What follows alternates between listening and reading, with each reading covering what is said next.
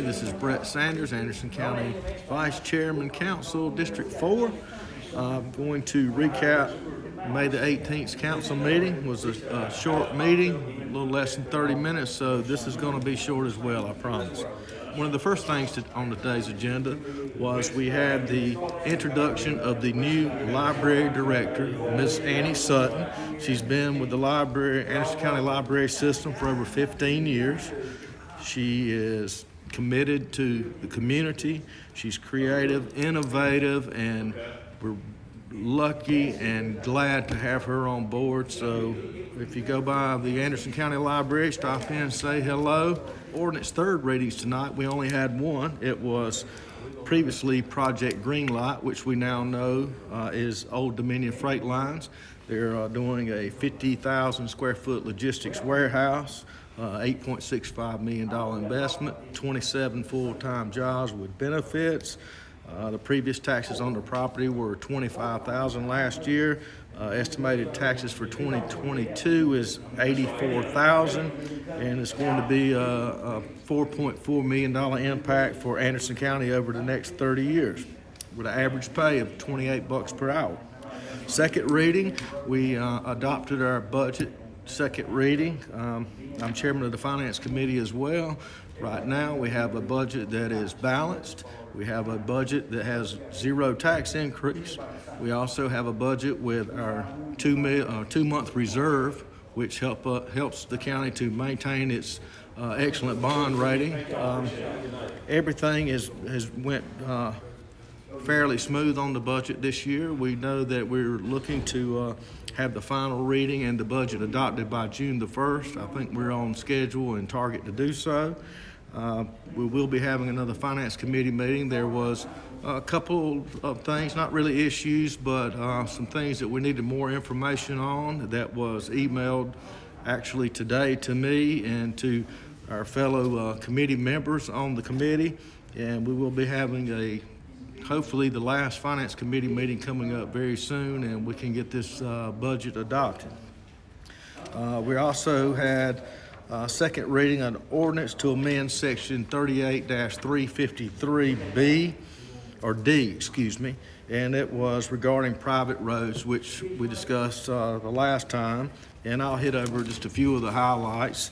All the private roads must meet stormwater requirements, have named E911 address, must be built to county standards, serve a maximum of 10 lots with a minimum of 2 acres, has to be professionally engineered, must be no subdividing is not allowed, recorded in the deeds, covenants, and restrictions, and everything must be approved by the county, DOT, or any other governmental agency that must be maintained by the property owners and the developers. The road must be recorded in the deeds, covenants, and restrictions. It must be approved by SCDOT or any other governmental agency before a preliminary plat will be approved. Ordinance first readings tonight, there was zero. Ordinance first reading was none. Resolutions were none. We had a bid approval from the Anderson County Transportation Committee. It was number 120, a resurfacing project that I'm glad to say a local contractor, Pickett's Construction, got the paving contract, and they're going to be doing 1.51 miles of roads and projects in the city limits of Anderson County. That bid for the project was $808,653. We also had a report from the Finance Committee. Basically, we voted unanimously to approve the ACTC road project.